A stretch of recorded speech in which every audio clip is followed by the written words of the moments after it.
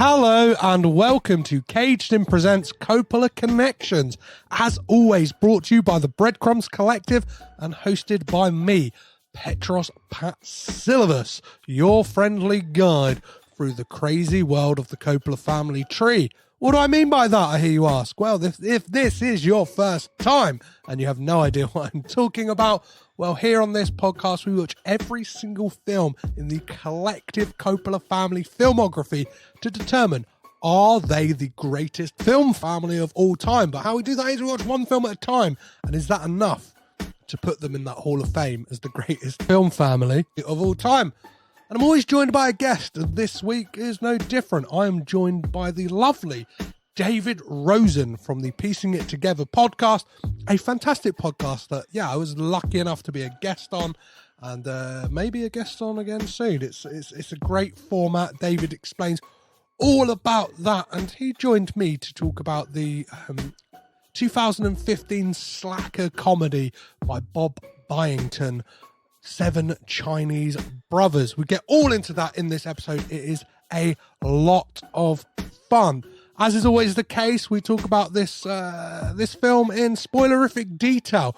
All 84 minutes of it. We talk about it in the nitties and the gritties. So if you haven't seen it, go source it out. Go check it out. It's a lot of fun. So once you've done that, come back and listen to me and David get into this film. So all that's left to do is to stumble your way through life with your dog companion, try not to get fired from your job at the Quick Lube, and settle your beef with your old rivals from your job at Bupe de Becco as we make some Coppola connections.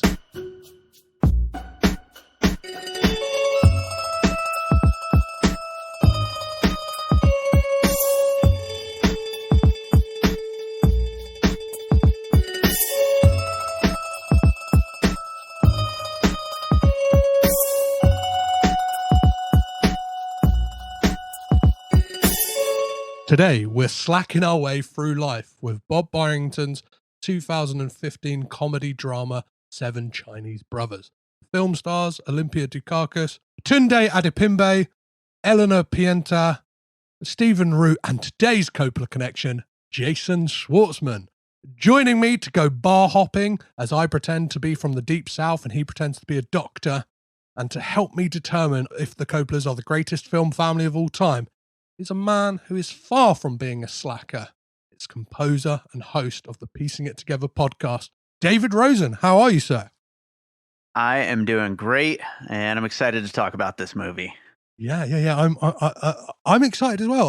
I've got to admit to you, this is one that kind of, until I came to this, like, kind of looking through all of the Coppola family films, escaped me. So it's nice when people kind of turn me on to stuff, and it's interesting that the last Jason Schwartzman film that was covered on the podcast would have been Listen Up, Philip, which this film very much feels like it's bedfellows with.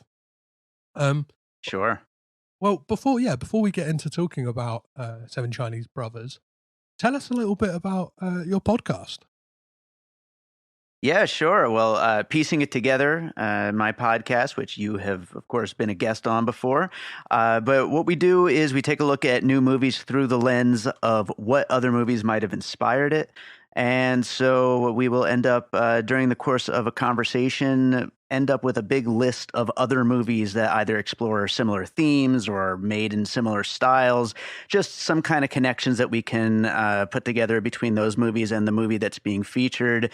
And you end up with a great list by the end, a great conversation to listen to. And it's a fun, different way to discuss a movie. And we've been going 5 years now, and I just love talking about movies this way. It leads to all kinds of new connections. Yeah, and it definitely, I found, it makes you watch films through a different lens, right? I guess movie watching for you, even if it's not for the podcast, you're there kind of going, here's the puzzle pieces, kind of like, as whatever you watch. Is that a bit of this? Is that a bit of that? Like, yeah, has it ruined movies for you somewhat? A little bit. I mean, it's certainly ruined all my free time, I'll tell you that much. But, I'm always, even the movies that I don't plan on covering, I usually will jot down a few thoughts on what would be a puzzle piece if I do end up covering this. And then more than likely we do cover it because what is free time? Yeah, exactly. Yeah, instead of running away from the beast, embrace it. You know what I mean? That's right. feed that kind of puzzle piece monster that's on your back. Yeah. So let's jump into talking about the Coppola family. And the first question I always like to ask on this podcast is, when you became aware of the Coppola family, and obviously like there must have been an entry point, but when did you what was that entry point? And when did you figure out like, oh, there's more than just that person, that there's this kind of whole spider's web of a family? Yeah, sure. I mean, I grew up in the 80s, I was born in 1980. And so, The Godfather was on like every shelf and, just knowing the name Coppola is like, it's just synonymous with movies when you're a kid growing up. Even if you haven't seen those movies, you just, they exist. I really feel like the first thing, I mean, we're all big Nicolas Cage fans around here. I think that the first like little tidbit that came to mind that was like, oh, there's a whole lot more to this family is when you find out, when you have that moment of discovery that, oh, Nicolas Cage is a part of this family. And then you're like, oh, wow, okay, so there's a lot of people involved. Yeah. And then it's like, oh, Connie Corleone, like do you know what I mean? Talia Shire, she's a member of the family. And then like, I've had people on like, they go, my mind was blown when I realized that Adrian from Rocky's son was Jason Schwartzman. Yeah. And I was like, yes, hey, like it's kind of mind boggling. It's crazy. Yeah. And it's just layers and layers just keep peeling back. It's a wild ride. Yeah. I'm going to watch every single film they've ever made.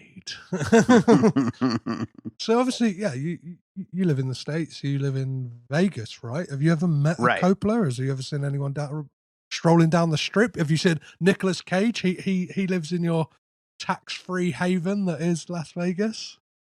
Yeah, he does live here. I unfortunately have not met him yet, though. I'm hoping it happens one of these days. The closest thing I have is I did see Rooney in concert and got to meet Robert Schwartzman at that show at the Beauty Bar here in Las Vegas. So that's the one in-person meeting that I have with anyone in this family, as far as I can recall, let's say. That's amazing. I'm yet to dive into his kind of directorial work, because I know that like he's kind of moved away from the band and kind of directed a handful of films now, and he's doing some really great things in regards to distribution as well. I think he's got like a company called Utopia Movies that kind of like have created this new way of distributing movies in an interesting way. Okay, yeah, I didn't realize that he had a hand in Utopia. I certainly have heard, that name. I see it on a lot of things lately. Utopia is kind of all over the place in indie films, and I didn't realize that he had a hand in that. Yeah. He's just recently had twins, so I guess he's probably like, take a back seat from the directing and the band stuff. Maybe do something I can manage from home somewhat. Do you know what I mean? Like helping with distribution or whatever. Absolutely. I might have met Jason Schwartzman once, but at the time I was doing a lot of drinking. I was working for Sony Music, and when Phantom Planet came out with Big Brat and all that stuff, and so I was at a lot of like promotional events. But those days were a bit of a blur. Someone once said on the podcast like they're taking it they met a Coppola because they watched Phantom Planet play once, so they breathed the same air as Jason Schwartzman. I was like, I'm taking that. Close enough. Yeah. So what would have been, talking of Jason Schwartzman, what would have been the first Jason Schwartzman film you would have seen? I feel like most people my age, it would be Rushmore, and that, that's it. I mean, there's probably something that I had seen before that point and like didn't, connect the dots or realize, that that's who that person is. But I think that's the movie that put him on a lot of our radar for people my age. Yeah. Because I think he did that movie and then took a few years off of acting. So it was his first role. What a first role as well, right? Yeah, it's a huge way to like debut yourself, even if he was around already. And yeah, I don't know, like, I was a little like too young to fully appreciate it at the time when it came out, but my parents were pretty dialed into, cool new movies and stuff like that. And they had heard so many, good things about it out of whatever festivals or whatever it was.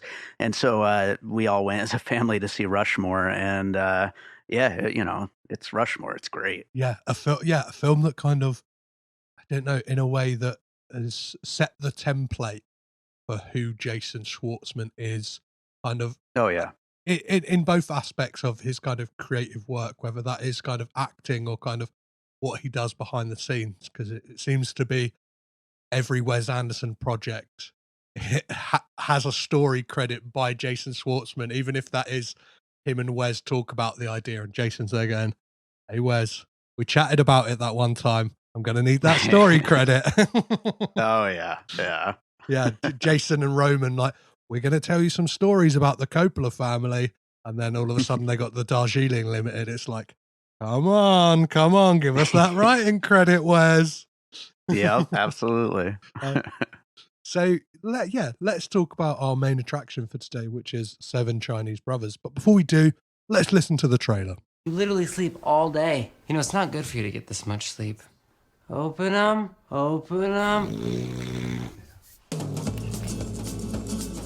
Larry, did you happen to notice that we had some video surveillance equipment installed? I don't know. You're fired. Why are you alone, for Christ's sake? God. Okay. Nice meeting you. Who's gonna dial 911 when you're gasping for air? I'm teaching the dog how to do it.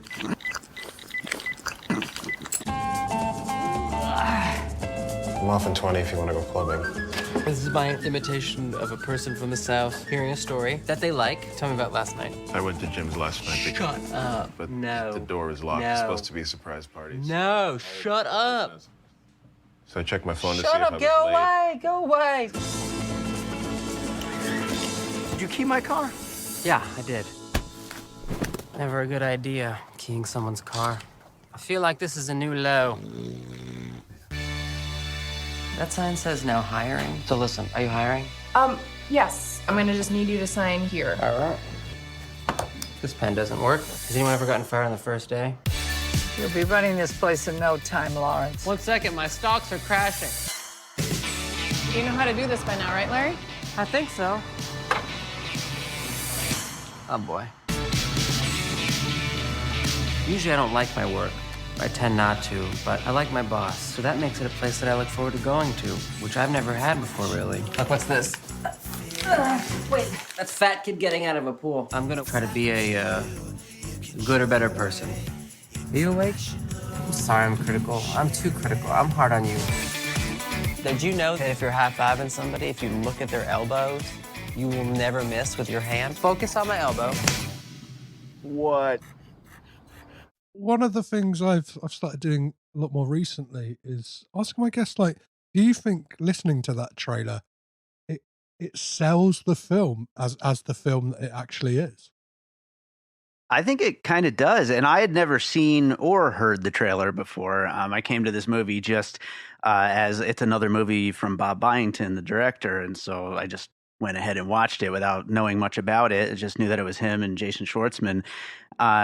But yeah, I think that trailer does a pretty good job of selling like what it's all about and what it is. Maybe it's a little more upbeat than what it really actually is. Yes. But other than that, I think it's a pretty good it It's it kind of makes it seem like it's a laugh riot when it's a bit more kind of, I don't know, it's not in a disparaging way, but it's a bit more of a kind of low key film in a way. Do you know what I mean? Yeah. It's not kind of like a riotous, like laugh a minute kind of affair. It's kind of a bit more like subtle and kind of like gets under your skin as opposed to just being like, boom, here's a joke, right?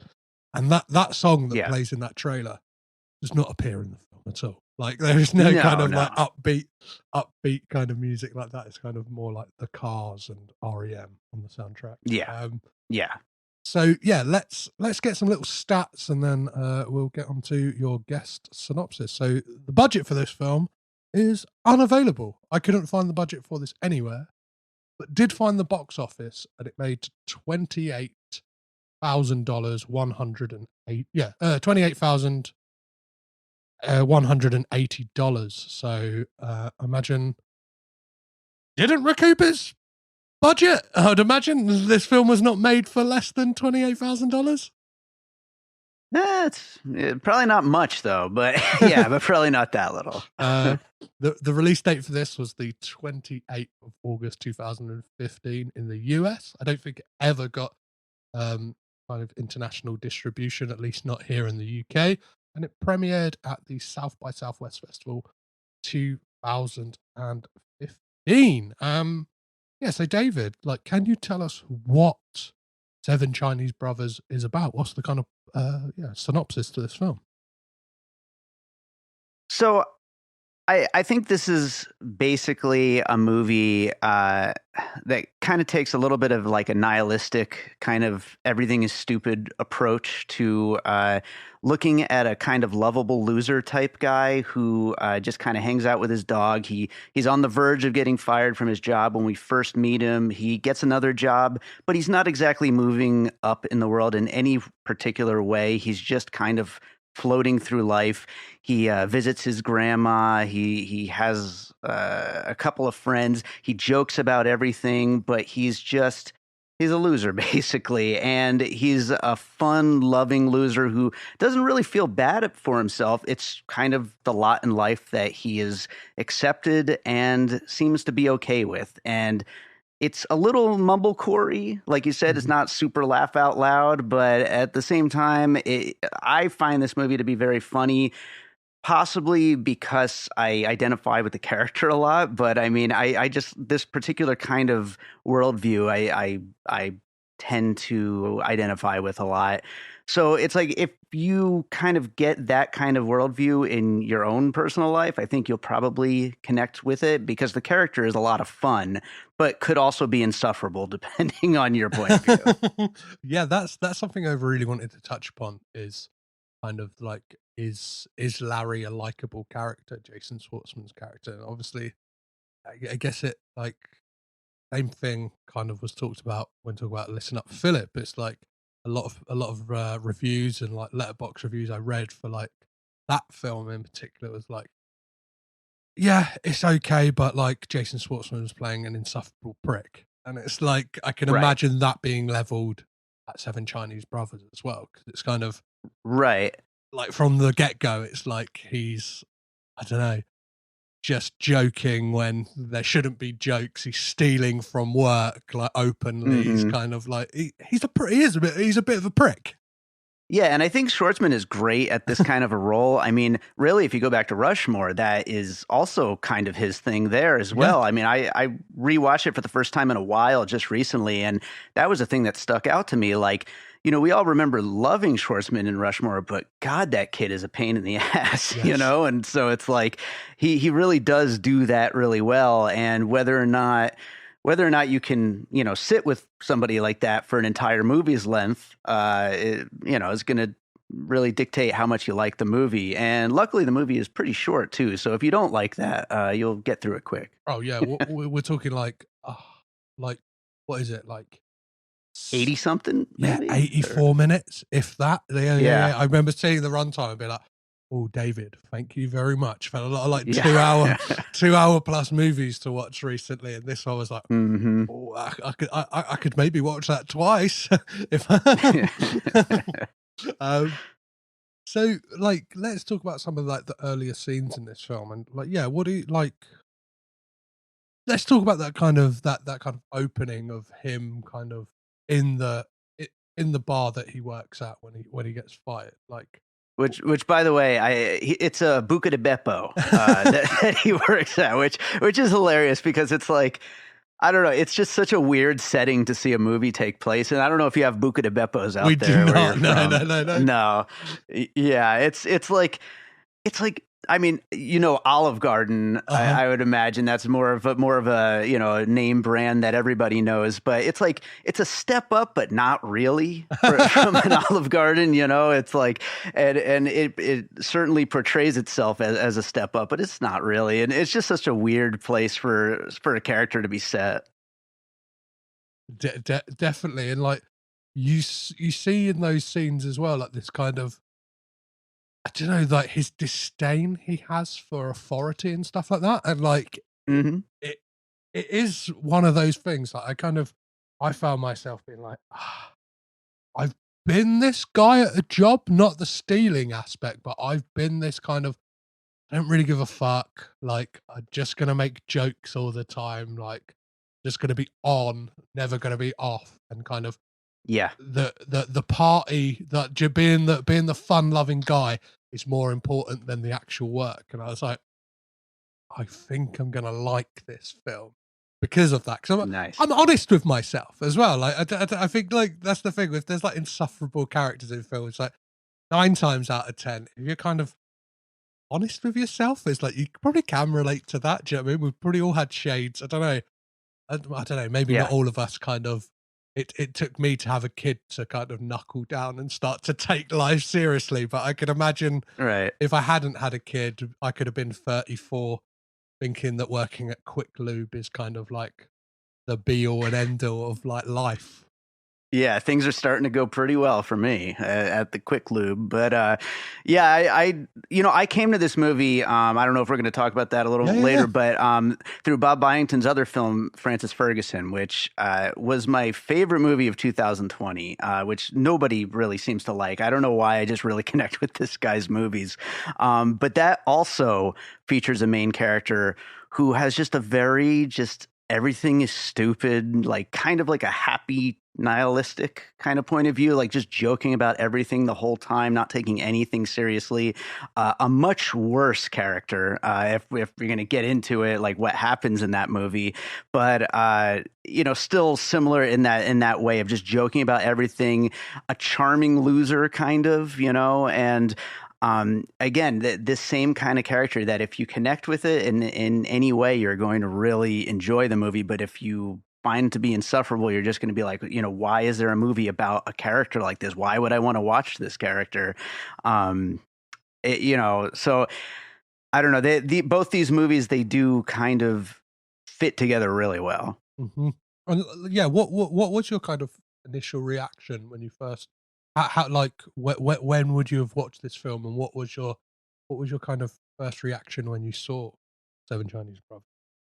So yeah, I watched Francis Ferguson like right as the pandemic was starting. It was a movie that technically came out in 2019, but literally was like dumped on streaming, and like nobody saw it. Like maybe like 100 people in the world saw it, and then all of a sudden Amazon, they'd probably needed content for their front page during the pandemic to get people, their minds off of how insane the world was and what was happening. And so there was all these like buried movies that came to the forefront. That's how I found that movie. Loved it so much that I started going back into other Bob Byington movies, and that's when I found Seven Chinese Brothers. So it was during the pandemic, during a big moment of realizing, oh wow, the world is so stupid. Like we're never going to get out of this. Like everything is just awful. But hey, I'm a generally happy guy. I like to joke about stuff, and so maybe the world is shit, but I'll be okay. I'll be happy about it. And that's what I see in these characters. I'm looking at the cast list for that right now, and I'm excited. UK listeners, it is Francis Ferguson is streaming on Amazon Prime here in the UK as well. So Nick Offerman, Martin Starr, and David Krumholtz. So I'm in. It's kind of nice. Like, it's amazing, these casts that I don't know. Like, yeah, I may be ignorant here, but Bob Byington is somebody like who kind of really slipped past me, and he's kind of like, I think like watching this film, he's an interesting director. He's obviously he's not afraid to speak his mind. Like, I know when he was talking about Seven Chinese Brothers, he said like the reason he made this film was because he saw the Anthony Hopkins film from the, I don't know, like must have been like the 90s, called Hearts in Atlantis, and was like, I hated it. It was like, I hated that film so much that I was like, I could write like a story better than that, and then wrote this, and then kind of like had the story kicking around for like 15 years. He said a spite movie. Yeah, he said in an interview as well, he's like, he almost like had to wait until, he's like, little did I know, I had to wait until Jason Schwartzman was old enough to play that character, because when he wrote it, he would have been about 19, 20 years old. It's like I needed him to age up to 35 to kind of really encapsulate who Larry is. That's funny. That's really funny. Yeah, I actually was lucky enough to have Bob Byington on my podcast. I'm piecing it together, talking about Francis Ferguson. And he's an interesting character. And his movies, they definitely do seem to go under the radar. They seem to be those kind of movies that do really well at the festivals and then just kind of disappear into obscurity. And eventually people find them and like them or don't, depending on the movie. But, they definitely have a weird life. Like when you were reading that, that box office numbers for Seven Chinese Brothers, that did not surprise me that this didn't, make any kind of a splash on release. Yeah. And what was kind of great to hear is because he's like an Austin-based director. Yeah. He did like a Q&A, I think it's for the Austin Film Society. And they were saying in the kind of introduction to him that like the city and the kind of like the film society are that into what he does, that like he always kind of benefits from like the grants they give out and the kind of funding, because like they obviously see something in him. And he's like, yeah, he makes these films. The budget for this must be minuscule. Like there's like really not anything like action packed. It's like, I guess, I don't know, the most expensive thing that might go into it is getting a couple of cars repaired from being keyed, and like, sure, or the money that is put in that massive tanker full of change. But I imagine, I wonder if they got any Buca de Beppo money, product placement. Yeah, is Quick Lube, is that an actual company? It is. Yeah. It is. Oh, yeah, these are all real. Everything in this movie is real. Oh, great. Yeah. I imagine Buca de Beppo are probably a bit like annoyed that the fact that they're, I don't know, it makes it look like their management are fucking schmucks. And like Buca de Beppo, not Buca de Beppo, I just like saying Buca de Beppo, Quick Lube are really it's so much fun to say. Yeah, I'm just like, Buca de Beppo. I always want to sing it. But Quick Lube are probably really happy because they make, like, this film makes like that place looking like the best place ever to work. Do you know what I mean? Like, oh yeah, absolutely. Although you might get your change stolen if you take your car there. Yes, so that, yeah. And I don't know what it says that the person responsible is one of the only, like, I don't know. It's somebody obviously of like Hispanic heritage. Like, yeah. It's not the white guy working there, is it? Come on. Yeah, that's a choice. So let's talk about like the cast in this film. What do you think of what do you think of Jason Schwartzman's portrayal as Larry? And we cannot talk about Larry without talking about the shining star of this movie, the only Coppola I haven't talked about, his debut feature and possibly his only feature ever, Arrow Schwartzman. Yeah, what do you think of that pairing of... And for those of you who don't know, Arrow Schwartzman is Jason Schwartzman's French Bulldog. Before we get into talk about their relationship as well, I just want to play a clip of Bob Byington and Jason Schwartzman talking about this lovely hound. The dog was written as a tough, mean dog. It was actually written as a German Shepherd, and it was based on a German Shepherd that I knew. And Jason was not really involved with casting. He did say, maybe you should meet Arrow. Once I met Arrow, I knew why he wanted me to meet Arrow, because Arrow's incredible. I mean, moments after I met Arrow, I was like, that's the dog. My character in the movie, he's a guy that really isn't doing much. His dog is really the only person that he cares about. In the script, it was like that, that he loves this animal. But when Bob met my dog and wanted to put him in the movie, it kind of made sense in a different way to me, because I think it probably would have been strange to just like talk to some strange dog. Never a good idea, keying someone's car. Arrow really did seem to know what we were doing, and it was weird because he seemed to like know he was looking at the camera when he would do it. And it started to freak us out a little bit. I was really proud of him. He's actually a great dog to be in a movie because he has a real like just tiredness that was wonderful for shooting purposes. He would just like walk into the room we were shooting and he would just like fall asleep on a couch. Like, okay, he'll probably be asleep there for about 3 hours, so let's just sort of make the scene happen sort of around this area.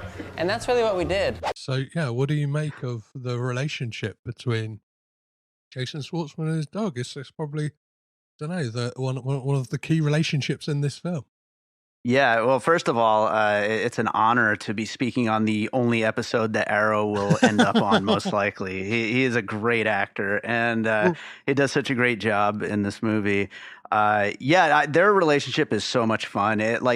Just the way that Schwartzman is just constantly talking to him very much reminds me of me and my dog Harvey. Also a very sleepy, very cute, very snorty kind of dog with it's mixed with a bunch of different stuff, but including some French Bulldog type breeds in there as well. A lot of snorting involved with Harvey, but they're so much fun to watch, and the way that he's just constantly talking to him. And I loved in that interview clip you just played about how he said about how like sleepy he is. I describe this movie as kind of nihilistic, but there's also like a very like depression kind of bent to it, to the character and to the kind of sleepiness of it, and not really wanting to improve your lot in life in any way. And I feel the dog captures that as well, very much. And he's just such a great sidekick character. He's just awesome to watch. Well, I think one of the key scenes involving the dog that very much kind of sums up the whole movie somewhat is that moment when Don and the manager from Bupa de Becco kind of come round to pay vengeance upon Larry and kind of have this plan to feed the dog frozen hot dogs and kind of just like mess up his apartment a bit. They write fat on a picture of Arrow. They like piss on his floor. I think they put something in his mouthwash, like maybe like replace it with booze or something like that. And he's kind of like something that doesn't faze Larry, because like he's basically like a functioning alcoholic in this film. But like, yeah, pretty much. I like that he just basically couldn't tell if the guys that broke in did anything because his house was already a mess. He wasn't sure. But the way the dog just goes along with it, it's kind of like that's kind of like that scene in itself. There could kind of be like, if you cut out that kind of first scene of Larry like getting fired from his job and like keying the car, and then just tack on those two scenes together, it would make a great little short. Do you know what I mean? Yeah. And then maybe ending with Larry getting punched in the face when he admits that he did key the car. And kind of, but yeah, like there is a nihilism to Larry. There's kind of, but yeah, the dog and that scene in particular really encapsulate kind of the. I guess this is what's happening today. I guess exactly. And like, yeah, it's beautiful and like heartbreaking at the same time. And like I've definitely said it on this podcast before. I'm somebody who suffers with depression. I definitely can relate to that aspect of Larry, of kind of like, I don't know, just possibly being like frustrated underneath, but like my kind of exterior is just like, I guess this is what's, do you know what I mean? This is my lot in life and I just have to get on with it. Like, yeah. Well, to add to that, not to jump around too much, but also great is the relationship with his grandma. Yes. And there's that line where they're out walking and they see the cat with its tail up, and she says, "The cat's got its tail up. You know what that means? It means it wants to fuck or it wants to fight. Which do you want to do?" And Larry's just like, "I don't want to do neither, really." Yeah. Like. He just wants to kind of go through life and just like whatever. Yeah, which again is kind of mirrored later on in the film where he has an opportunity to fuck. Like him and Major Norwood kind of go out and like have this ruse, which I guess like looking at it now could like very problematic kind of ruse to pull as well. Kind of like, I don't know, tricking women into believing you're like a doctor and a Southern gentleman. Is that what like Larry's kind of shtick is? I guess so. And but even when he's like kind of a woman basically throws herself at him, and he's kind of like just kind of like, no, I got to go, and it's like, I don't know, you've got this.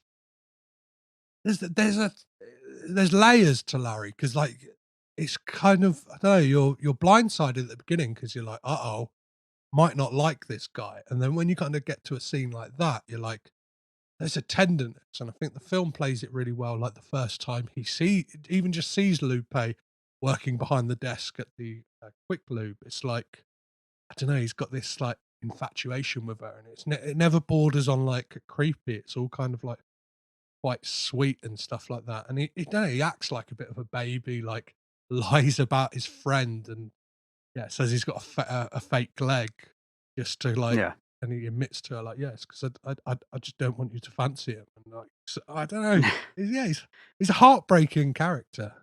Yeah, and that's part of what I like about the movie so much too is, again, jumping around, but, by the end of the movie, I feel like he, in the smallest, like lowest stakes possible way, finally cares about a little bit in his life with his job and his boss, which he doesn't love, but he at least likes enough to keep showing up. And it's like, it's not like the big string swell Hollywood, happy ending, but it's this person showing a little tiny bit of growth, a little bit of acceptance, and a little bit of, that there's hope for something more out of his life in the future. And I love that. I love a movie with a character that's kind of low stakes like that, where not much has changed, but a little bit has changed in the right direction. Well, it's believable, right? It's like kind of nothing. Yeah. Nothing really happens in those grand ways. It's like steady progress, and it's like a slice of life. I'm trying to think like the period in which this film like the time period it takes across. It doesn't feel like that long. Maybe like a matter of weeks, like a month, 2 months, maybe. Like it's kind of very much is like I don't know. Yeah, and you could imagine this. It's almost like has the trappings of being like like a kind of teen summer movie, like getting that. Do you know what I mean? You could see it in that mold of being like you get the job somewhere that you really like and stuff like that. But it's like it's got this twinge of sadness to it because no, this is a man in his 30s. Do you know what I mean? He's finding that job he loves. Do you know what I mean? It's not that kind of one summer to change your life. It's like that kind of just 1 month that you kind of go, hey, maybe things are not as bad as they were, and maybe I can just curb my drinking a bit more. Maybe I can learn Spanish. Like, those are all good things. It's positive in its own very small way. Yes, So you mentioned the grandma played amazingly by Olympia Dukakis. What do you like? Yeah, what are your thoughts on their scenes that they shared together? Oh, she's great. She's really fun. And like, I feel like a lot of us have, that kind of a relative who is, really sweet, but also you don't have that great of a relationship with, but enough of a good relationship that it's, it's a nice thing. And he's all she has and she's all he has. But then, as we find out, she ends up leaving her money to the guy who is working at the place, which is also his best friend, kind of. It's all very messy, but their relationship is really great. I love all of Larry's relationships in this. His relationship with his dog, his relationship with his best friend, his relationship with his grandma, with his boss. They're all like really interesting, well-drawn relationships. Yeah. And I even like the kind of that we get a nice like payoff to all of those kind of relationships, right, throughout the film. Even the kind of the bosses from Bupe de Becco, like we get the kind of like nice little payoff when he just like, I don't know, you see that growth in that when he just goes back to get his check. Like you kind of imagine the Larry you meet at the beginning of this film would have just never thought to do that. Do you know what I mean? He'd never, like, even though he's owed money, would have just like, oh yeah, this is what I do now. Like, I shouldn't go back there, but it's like, I don't know. Then there's a big cathartic moment in the film as well, where he like just guts his apartment, right, of kind of all of his like earthly possessions for, I don't know, I'm trying to figure out his rationale for that. What do you kind of what do you think of that scene, and what do you think like Larry was trying to achieve? I almost felt like that was him trying to have a bigger Hollywood ending to his character arc, like something more profound, more big, and then it just kind of doesn't work out, and instead we get the smaller thing that the movie actually ends up ending on. And I don't know, to me it's almost like a throwing out that kind of a character arc in that scene. Yeah. You could imagine, I don't know, from a film ending on that, and then from that moment on, they're kind of dressed differently. They're cocksure. They're kind of really like sure about who they are as a person. Whereas like, and it kind of plays into the fact that Larry doesn't really think about what the next step is too much. Like he kind of just he's always just the actions he makes throughout the film.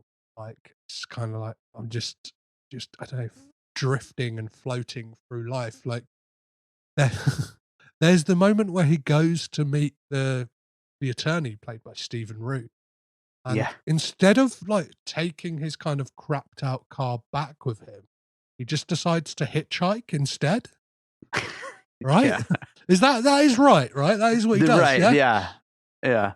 And that makes for a really interesting scene. And I guess like plays into that audience idea as well of the kind of insufferable lead, but like the film charms you enough. And I think it's Schwartzman's charm that kind of wins you over. And in that scene we see it, right? Like him and that like the guy he has a confrontation with, who's played by Alex Ross Perry, the director of Listen Up Philip. They begin with this argument, and like Philip gets punched in the face, and then the next thing we know, they're kind of talking about like animals, and he's in the back of the car getting a lift at the getting a ride at the end of the day. So you like animals?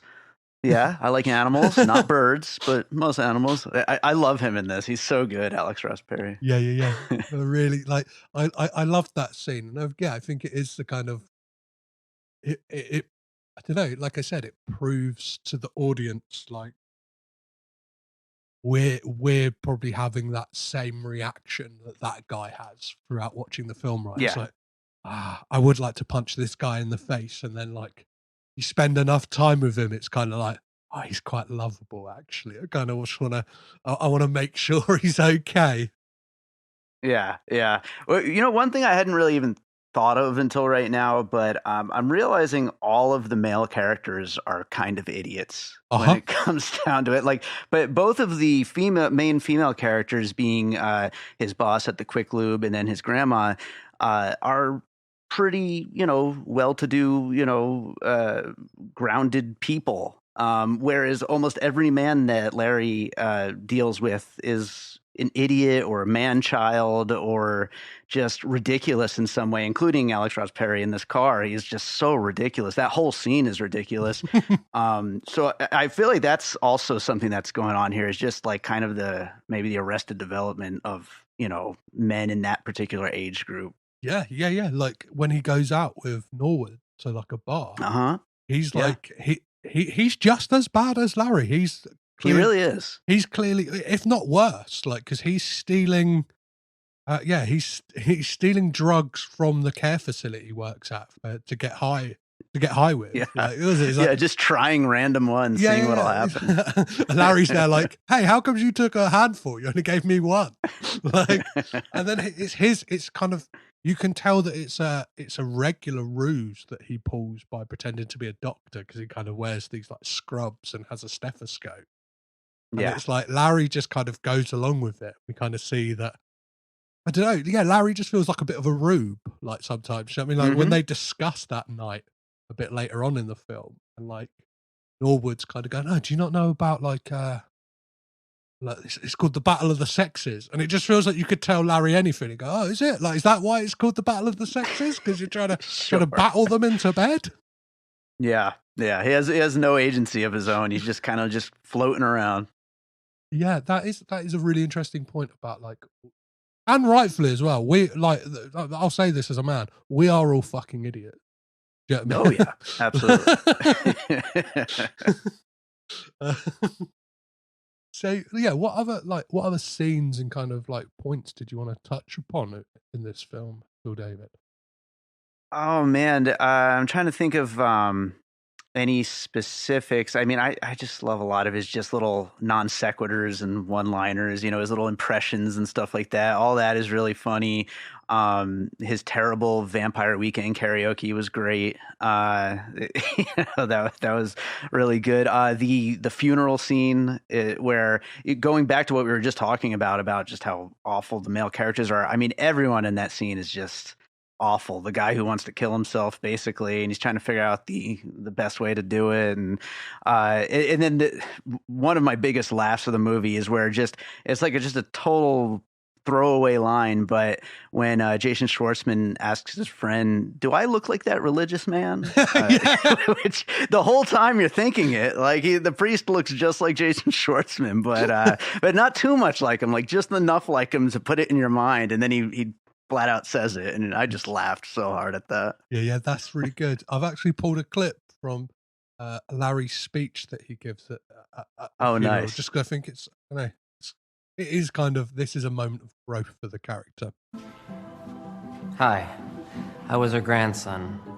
Or I guess I'm her grandson still. And she's my only surviving relative.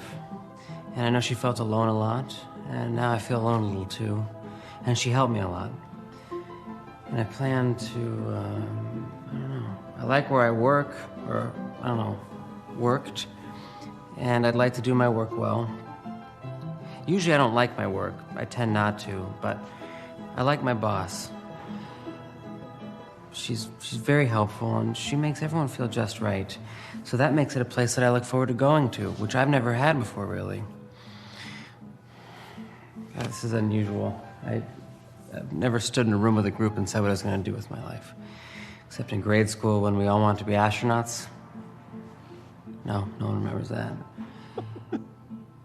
I'm going to work on the Spanish that she suggested I work on, and, I don't know, try to be a good or better person. It's the plan.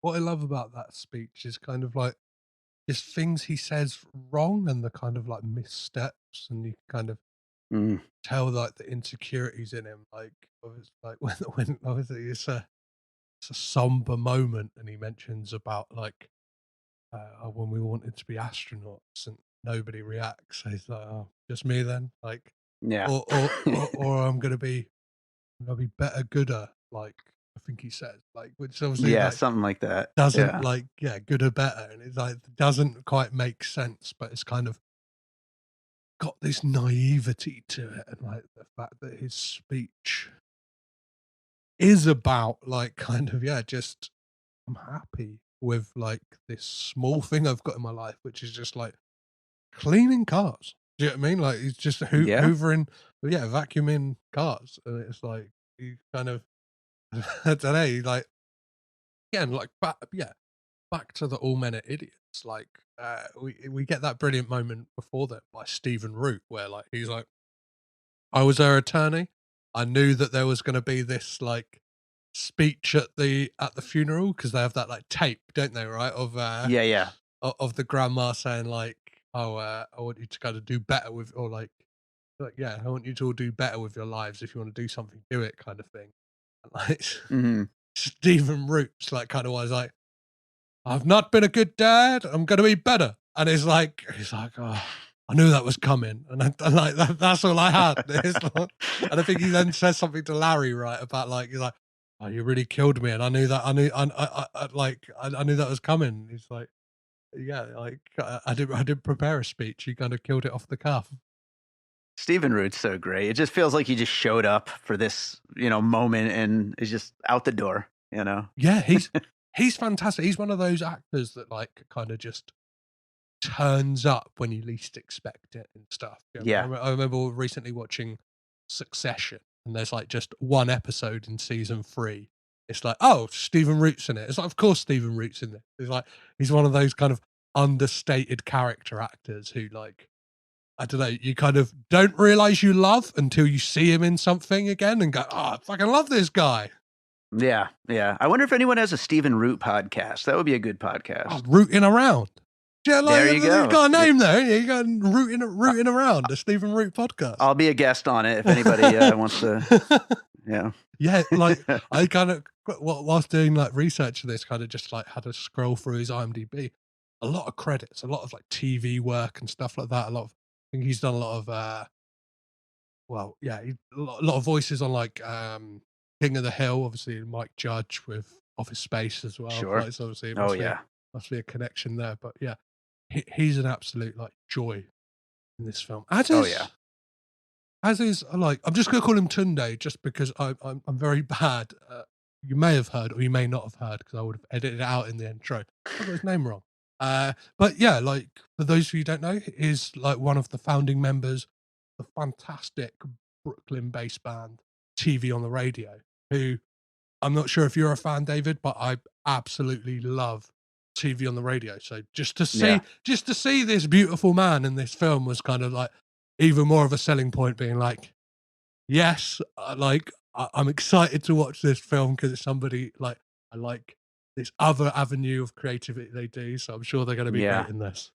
He's only been in a few movies, but he's really good. Yeah, he plays that kind of.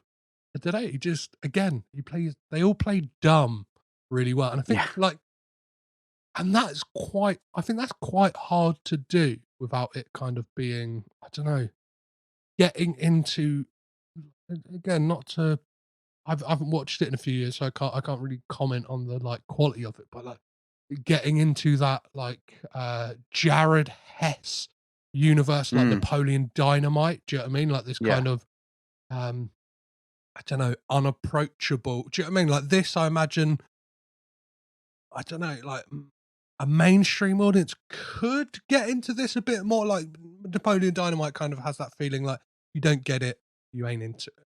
Do you know what I mean? Whereas, exactly. Like, yeah. I'd imagine more people, if they had the chance to see this film, might kind of find something that they like. Yeah, and by the way, the score sounds a lot like the Napoleon Dynamite score as well. So, well, yeah, as a musician and a composer, David, what do you make of the Chris Baio score for this? Obviously, guitarist in Vampire Weekend, isn't he? Right. Yeah. Very strange, but very fitting. I mean, it's a perfect score for these kinds of characters. The kind of smallness of the story. It just fits really well. It does a great job. Yeah, this can sound like an insult, and I kind of like with the music and like the film itself, like, and this isn't an insult at all. It kind of like gives me hope, and it like kind of feels like there's like if I made a film or like if I wrote music for a film, like this is probably what I would do. Like it kind of all feels quite achievable. Do you know what I mean? Like I don't know, like yeah, I could imagine just like I don't know, like the budget doesn't seem big, but like this is the kind of story I probably would tell about this like loosely veiled for myself misanthropic guy who kind of I don't know bumbles his way through life and tries to figure stuff out. In my version, he probably would be a podcaster. Yeah, sure, absolutely. Yeah, I feel like that's kind of the vibe of a lot of Austin filmmakers. That's kind of like never reaching too far, like sticking in that very homemade indie kind of aesthetic. And obviously, like I don't know, there is obviously a lineage like that probably dates back somewhat to Wes Anderson, right? He started making films in the 90s. Another Austin-based.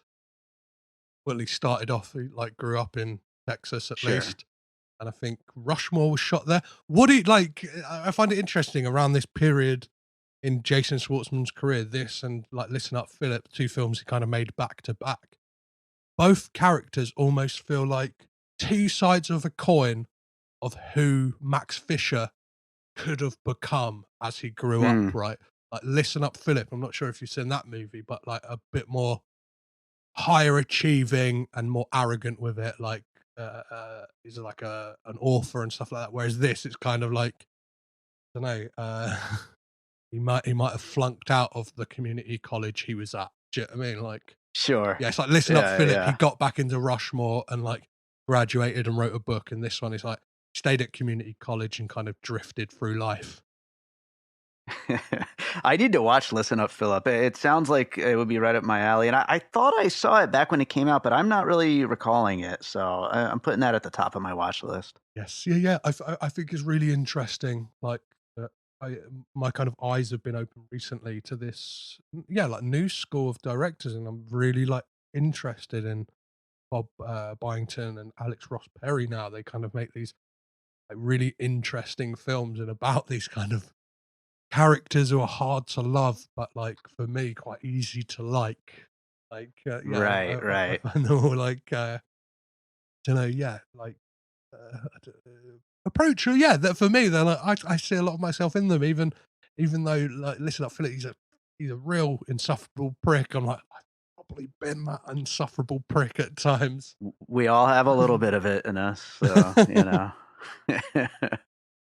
So one of the things I wanted to talk about is kind of the payoff we get for one of the things that Larry gets when he first starts his job is this kind of threat from one of his co-workers, Johnny, that he has to deliver $20 a day for him and like put it in like this kind of tanker tub in the middle of the in the middle of the quick lube.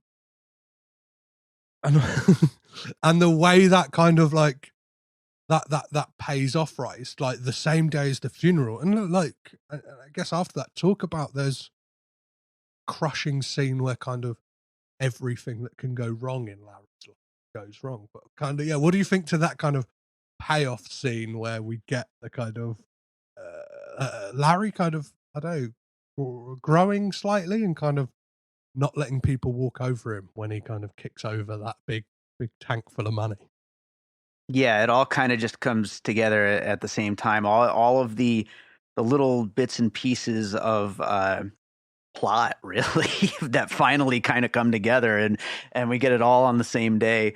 But yeah, I mean, I guess you need that. Otherwise, the people who, like we've said, this is definitely not a movie that everybody is going to connect with because of the character and because of the kind of point of view of the movie. But if you don't at least build towards something, you got to get something in there for it all to kind of come to a head at. And so that is the moment where all these things kind of come together. Yeah, and I guess another scene that's similar to that is like when Larry kind of finds out that Lupe is dating Norwood, and then he's going to lose his job because it finds out that the guy who owns the Quick Lube also owned the Bupa de Becco as well. It's like and like just to cap it off, he gets like a phone call to go to the care facility and his grandma, and it's kind of like what a fucking like real what a day. What a day. By the way, Alex Karpovsky in that like basically 1 or 2 scene role, but he's also great in everything. I think he was in another one of Bob Byington's movies as well. Yeah, I love it. I always loved him. I think from the first time I saw him on the TV show Girls, I was like, he was somebody I was like, in this kind of sea of vapid people, I love this guy because he's like he's kind of speaking truth to power against all these kind of I don't know, against Lena Dunham's character and all that shit. So let's potentially talk about like the end of this film and like kind of some of the, I don't know, like the moments where things come together, whether it is like Larry making amends for like in Larry's perfect way, making amends for keying. What is he, like the maitre d's? I don't know, like John, something like that. Yeah. It is, I don't know. This film takes funny turns. I really like those moments when like he realizes that they're kind of like they're following him. Like kind of like it's like it really throws you. Like, where is this movie going?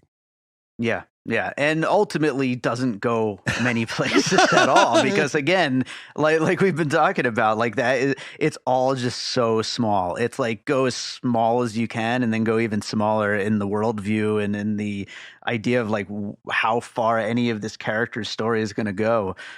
So yeah, like we were saying, it just doesn't really, it doesn't amount to a lot by the end, but you have seen a character grow that slight little bit by the end. And so there is a hopefulness to that. And I love that. And then like right up to the very last scene, it's just back to Larry and his dog, you know, and That's really, no matter what he learns outside of it, that's the central part of his life. That's the best part. Yeah, I like that this film, because obviously like a mainstream film, the change would be kind of like, I don't know, the changing of seasons, like kind of almost. Sure. Whereas this is like the change of a day. Do you know what I mean? This is Yeah. kind of like, yeah, like a little bit of me. I'm not a complete different person, but like maybe I'm on the way to being a little bit better. And I know that Jason Schwartzman said in a Q&A for this film that he found playing the character of Larry like quite hard, in that most of the films he's done, like his characters have like that one thing they're after, like to take kind of a touch point of that, like Rushmore, like he wants his Rushmore, whether that is Mrs. Cross. Do you know what I mean? Like that, the Max Fisher has that one thing he wants. He wants to be at that school, or he wants that teacher. Whereas this, like, Larry is far more aimless and kind of doesn't know what he wants. So yeah, Jason Schwartzman said that it's like to find like the kind of motivation in the character was a bit more difficult than it is for a lot of like roles he's played, because he kind of doesn't have that. Here's your clear goal. Yeah, because they're floating around just aimlessly and without a clear goal. That must be much more difficult to play. Yeah. And one of the things, this little fun little tidbit I heard as well, is he was too scared to ask Bob Byington what the title of this film means, like in relation to the film. What does it mean to you? Does it mean anything to you? Do you care if it means anything? I mean, I eventually ended up Googling it and found out that it was an REM song, but that's the closest thing I have. And even looking at the lyrics to that REM song, it doesn't really match up. So I'm really not sure. Yeah, it's, again, like when Jason Schwartzman was talking about it, he kind of said like he kind of likes that. He likes it in the music. It's like some songs like will be something that's in the chorus, or do you know what I mean? Like it would be called like, that lonely weekend, then the song will be about a lonely weekend, or a film might have the same title and it's like about the same thing. Do you know what I mean? World Trade Center is a film about 9/11. Do you know what I mean? It does what it says on the tin. Whereas like it's like this is I think that title suits the film, because the film kind of I don't know, in the best way possible, doesn't kind of is going where it wants, doesn't really know what it's kind of doing in the best kind of way. And it's like, you can't quantify that. Do you know what I mean? I don't know, like what if this was like a Dak Shepard vehicle written like a few years earlier, might have been called like Lucked Out Larry or something, or Larry's Lucked Out. Do you know what I mean? Like, and it would like, it's a slacker comedy after summer. Like, exactly. This isn't that. Like, this is kind of like slackers for real slackers. Almost like has the aesthetic made by like a kind of professional slacker. Again, in the bit, like not to disparage Bob Byington in any way. It's kind of like. My best theory would be, and I don't know how autobiographical this movie is to Bob Byington's like some point in his life, but my guess would be that the REM song Seven Chinese Brothers was like his favorite song at a moment when he was just kind of floating through life and just kind of aimlessly walking around and not doing much, and that's where the name comes from. That's the best guess I could come up with. Amazing. That's probably right. That's probably like the soundtrack inside Larry's head, right? It's kind of, he's bumming about, listening to REM, listening to the Cars, singing some Vampire. We've all been there. Yeah, exactly. It would be a Cure song for me, but REM's awesome too. Yeah. So before we start to wrap things up and get out of here, David, what is there anything we've missed in this film? Is there anything that you wanted to touch upon, or anything you don't like about this film as well? Honestly, it's funny because this movie, like, it doesn't have the best reviews. Like, if you go on Letterboxd and stuff like that, a lot of people did not connect with it that much. But I can't think of anything I didn't like about this movie. I really, really liked it a lot. I know it's certainly not for everybody. But as far as anything we didn't touch on, I mean, not really. I just jotted down, like, if this had been a movie, if I had piecing it together back when, this movie came out, some puzzle pieces I might have thought of would have been Richard Linklater's Slacker, Kevin Smith's Clerks, and we already talked about Mike Judge earlier, but Office Space as well. Those are the three things that kind of came to mind as kind of getting into the same kind of headspace as what this movie kind of does. They're all. That's why you are the king of piecing it together, David. That's why you are who you are. You say, yeah. I never really look at Rotten Tomatoes on this podcast, but I thought I'd just quickly pull it up when you were talking about reviews here. It's really interesting. Based on 36 reviews from critics, this has got a 78% on Rotten Tomatoes. Oh, that's better than I would have expected. Wow. But I think, like, when you talk about the kind of letterbox reviews and the kind of, let's be honest, like what a lot of people are more drifting towards now in this kind of, like, I don't know, age of, like, the critic being dead almost. Like, right. 500 plus reviews. This has 44% audience score. So you can kind of, you can kind of see this film not connecting with audiences. But yeah, like you said, like, I don't know, I think there's us misanthropes out there who kind of find something to hold on to in this film. And yeah, thank you for bringing it to my attention, probably sooner than it possibly would have been covered on this podcast. And I think it's great that kind of on a 1-2 bounce in the kind of Jason Schwartzman films covered on this podcast, we've kind of had, well, I guess, it would have been the films he made consecutively after each other. So Listen Up, Philip, and Seven Chinese Brothers, which, as I said at the beginning, are very much bedfellow films. So I can think of sure. I'll be definitely recommending that to people as a nice little misanthropic double bill. Nice. So as we start to head out the door, David, I always like to ask my guests, did you manage to find any Coppola connections in this film? Any other people, any people in this film who have worked with any other Coppolas elsewhere in their filmography? Well, I think this would qualify, but Jason Schwartzman's band Phantom Planet, their Big Brat music video is directed by Spike Jonze. And Spike Jonze, this kind of gets away from the Coppola family, but directed an R.E.M. music video. Oh, so I like that. Yeah, that's a nice connection to the kind of ties it in. Yeah. There we go. I'll run off a couple I've got here. So I've got Olympia Dukakis was in a few episodes of Bored to Death, the TV series with... I love Bored to Death. Such a good show.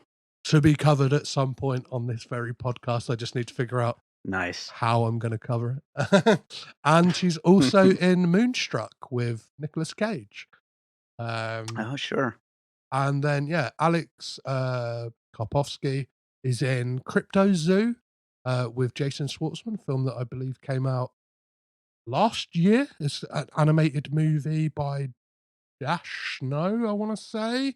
I might have been wrong on that name, but yeah, they're in that together. And as mentioned in the episode, Alex Ross Perry directed Jason Schwartzman in Listen Up, Philip and Golden Exits. So, yeah, Alex Ross Perry in an acting role here. Somebody who I am trying very much to get on the podcast. And I'll say this on the podcast. If you're listening, Alex, I've kind of, it's been a funny, interesting road. Alex is kind of unsure whether like this is I don't know, like a TMZ style spill the beans on the Coppola family podcast. And if you're listening, Alex, I've said to you in correspondence, this is not that. I just love to talk about their work, and I would love to talk to you about the films you made with Jason Schwartzman, including Seven Chinese Brothers. Awesome. Yeah. So, David, let's rate this film. And the way we do that here on this podcast, I like to ask my guests, what would be the perfect wine pairing for this film? So I'm not much of a wine expert. So instead, I'm going to go with a giant big gulp. like Jason Schwartzman is drinking from through most of the movie, filled with a little bit of whiskey, I believe he pours in there, along with his, I'm assuming, Coke. So let's go with a big one of those. Does that work? Yeah, yeah, it's kind of, it's like that is the slacker's choice drink, right? Kind of like a Yeah. I think it's the bottle of tequila he nicks from the bar, right? That's yeah. Okay, I'll go straight on the tequila then. Yeah, we don't need a mixer in there. Yeah, because Olympia Dukakis kind of has a sip. She's like, oh, tequila, and you can. I find that interesting as well. Like, you kind of, in that moment, you get a sense that she's had a bit of a past as well. Do you know what I mean? Maybe like her problems with drinking as well, and it's kind of, I don't. It's never explained where his parents have gone, why he doesn't seem to have any connection to his parents whatsoever. Obviously, well, they must be dead, right? Because it says he's the only living heir to like her estate, and that's given to his best friend. There's layers, but we'll never know. So, would that be a bottom shelf, middle shelf, or top shelf big gulp? Is this a normal big gulp, a mega big gulp, or the biggest big gulp you can get? AKA, is this film any good, David? Yes, it's going top shelf, especially if we're going with it being tequila that we're pouring in there. I'm not going to drink any lower level tequila, but either way, it would be top shelf. I love this movie. Perfect. Well, yeah, as I said, thank you so much for bringing it to my attention. I always love to find these kind of gems, and of an actor who's kind of quite well known as well. And it seems like he's got this vein of his career of doing this like interesting stuff, and I love when people help me shine a light on that. And I'm always excited to look through podcast platforms as well and realize, hey, I think this is going to be the only podcast out there that has covered 7 Chinese brothers.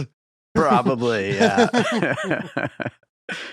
So I think I may know your answer to this question, since how much you're a fan of this movie, but based on 7 Chinese brothers, are the Coppolas the greatest film family of all time? Of course. I mean, come on. There's so many amazing people in this family tree. You sent me that little family tree graphic before we started, and it's ridiculous. Yes. Yeah, it's even when you start to delve into like some of the lesser known people, or people you may not realize are kind of part of the family, like a Stephanie Schwartzman, who is Jason and Robert's like stepsister, like kind of has this career in the 90s working in like the costume and set departments for like a couple of Tim Burton films, so like Edward Scissorhands and Ed Wood, and kind of did The Little Princess, The Birdcage, Memoirs of the Invisible Man, this really interesting. And then Jonathan Schwartzman as well has got a kind of really interesting career as this, like, I don't know, journeyman. I know that can sound like an insult, but like this kind of like, DOP for hire, kind of helping Michael Bay out in those early years, or before he went full Bayhem and kind of lost people for a while. But from what I hear of Ambulance, he's got people back on side, baby. Oh yeah. Ambulance rules. And so they are kind of an ever expanding, always fascinating family. Oh yeah. So let's get out of here, David. But I always like to ask 2 questions before we go. And the first one is, which Coppola family member would you keep? But in doing so, you get rid of the entire filmography of the rest of the family. This is such a tough question. I think Jason Schwartzman would be my runner-up, but you got to go Nicolas Cage. Oh. I mean, how can you get rid of Nicolas Cage's cinematic output? I mean, my favorite movie of all time is Adaptation. So, like, you know, how could you get rid of Nicolas Cage? Yeah, it's a toughie, right? It's kind of, and you got to like.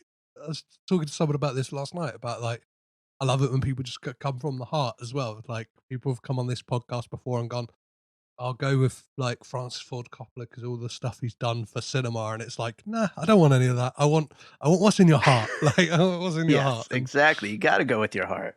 Yeah. What, like, obviously, to peek behind the curtain, we will possibly be having a conversation about Nicolas Cage very soon on your podcast. Sizzle, Yes. sizzle. No. Piece the puzzle together yourself, listeners. As to guess when this was recorded. Yeah, what is it that you love so much about Nicolas Cage as an actor?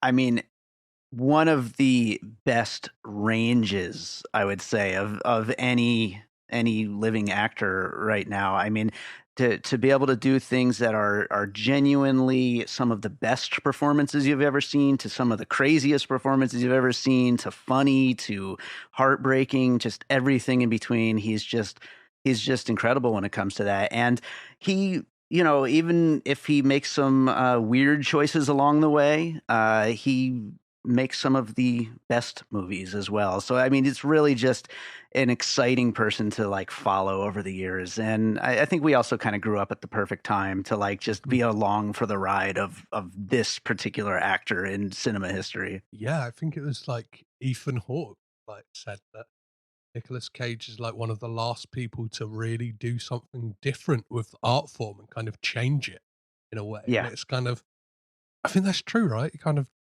encapsulates like elements of like kabuki theater, French, German expressionism kind of is, and like, I'm going to quote myself. I got quoted in a BBC article recently, and it's something I stand by. Is Nice. Nicolas Cage is not afraid to like act, like all caps act. Do you know what I mean? Whether that, if that needs like a kind of crazy face, or if that needs like a, I don't know, his body like throwing around, he's going to do it.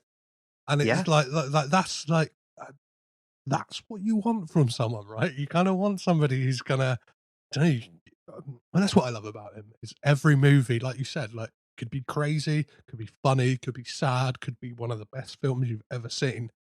Every movie's a roll of the dice. And like, yes, I think that's why he's been like the eternal underdog of cinema, and kind of why people like me and you possibly like just root for him all the time. Because it's like, he could always, I don't know, like his uncle in the way that Francis Ford Coppola would bet all his money at the table on a film. Yeah. Nicolas Cage seems to be doing the same thing with his acting. By the way, every movie is a roll of the dice. That's another good quote for you to use in the future. I like that. I like that. Thank you very much. So let's close off by asking possibly the most important question here on this podcast, David, which is, what does Bill Murray say to Scarlett Johansson at the end of Lost in Translation? I'm going to go with a line from Seven Chinese Brothers that Larry says to his dog. Do you like cats? Because I'm going to be in Garfield, baby. Yeah. He also makes allusions to Garfield, doesn't he? He's like, you're like that animated cat, but a real life dog. Yes. Great line. Well, that feels like a perfect place to end it, David. So thank you so much for coming and making some Coppola connections with me. Thank you so much for having me. This was fun.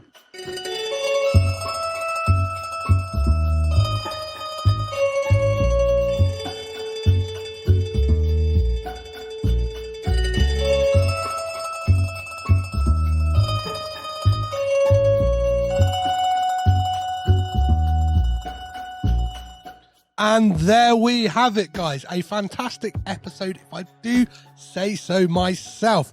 Another massive thank you to David Rosen for coming on this episode and enlightened me to this film. I thought it was an absolute joy, and I will certainly be diving into some more Bob Byington work. It's a kind of the slacker comedy that I very much enjoy. And how much, like British listeners, how much do you want there to be a Bupa de Becco in England, just so you can say Bupa de Becco all the time? I love saying Bupa de Becco. If you agree with me, don't hesitate to get in touch. You can do so by hitting me up on all the socials. So that is Twitter, Instagram, Facebook, Letterboxd, and TikTok at CagedInPod. Or you can always drop me an email, which is cagedinpod@gmail.com. A massive thank you to all of you guys as well who've been massively supportive. You know who you are. In regards to all the stuff that's been happening lately, whether it's the kind of like massive talent stuff, like doing the junket and stuff like that, loads of people have been reaching out, being really supportive, being like, this is like, do you know what I mean, we've seen all the hard work, this is amazing stuff, like congratulating me and stuff like that. That really does mean the world to me. And a massive shout out as well to a previous guest on the podcast, Anna Bogutskaya, who used some of my quotes. She interviewed me for a BBC Culture article all about Nicolas Cage, which I'll put in the show notes because I'm super proud of it. Those of you who follow me on socials might have seen me sharing it, but it's really like, I don't know, it was a surreal feeling. I came out of the cinema that day having watched The Northman and just saw that the article had gone live and I'd been tagged in a tweet, and I was just like, whoa, here we go, like my words are actually in there. And like, it's really crazy. Like a quote I had was like pulled out and put big as kind of like, yeah, it's a crazy feeling. And all of the stuff lately as well. And obviously, I don't know, I don't not to sound arrogant, but yeah, I'm super proud of the stuff I've managed to achieve with this podcast, considering like I started this when I was pretty depressed living in Brighton, and now I'm kind of getting to speak to all these amazing people, having these fantastic conversations with all of the fantastic guests I have on, and it blows my mind all the time. And I don't think I'd be anywhere if it wasn't for people listening. So a massive thank you to all of you guys. It really does mean the absolute world to me. I cherish and love you all deeply.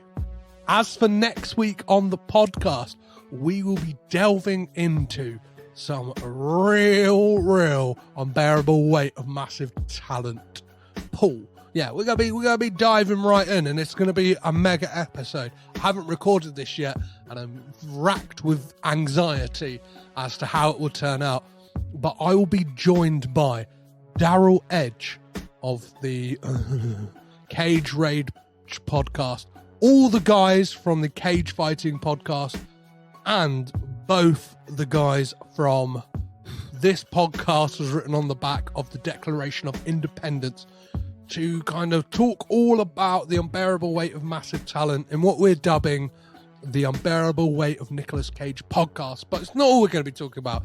This is kind of going to be the first part of the chat will be about massive talent, and then the second part will be all about our top 5 Nicolas Cage films, and we're going to kind of score them like using a point system, like 5 equals 1 point, and trying to determine a ultimate top 5 Nicolas Cage film. So it's going to be hopefully a nice, fun, heated debate that we'll hash it out. And as always, like, let me know what are your top 5 Nick Cage films. We're gonna try and I'm gonna do the same thing with all the fan like answers and stuff like that, and kind of divvy them up against ours, and maybe even just throw them in as well. So we'll get the ultimate kind of caged in top 5 Nicolas Cage films, which is always subject to change. Mine changes constantly. There's a lot of recency bias. There's a lot of stuff to factor in. There's kind of like the moment you think of a 5,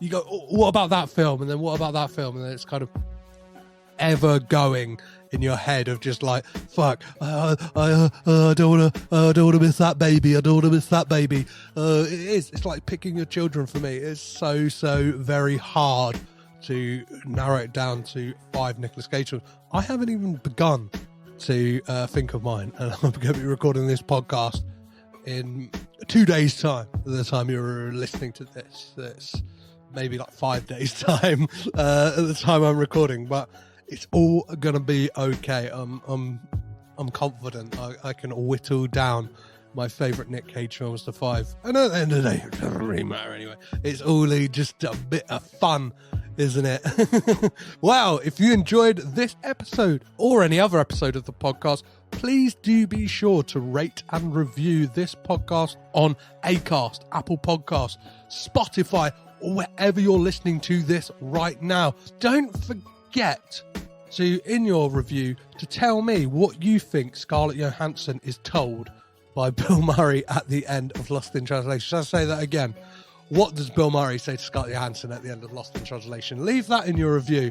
That will be much, much, much appreciated. So as always, guys, I've been Petros Patsilivas, your guide through the crazy world of the Coppola family tree. Remember to keep it caged in, and I'll catch you next time.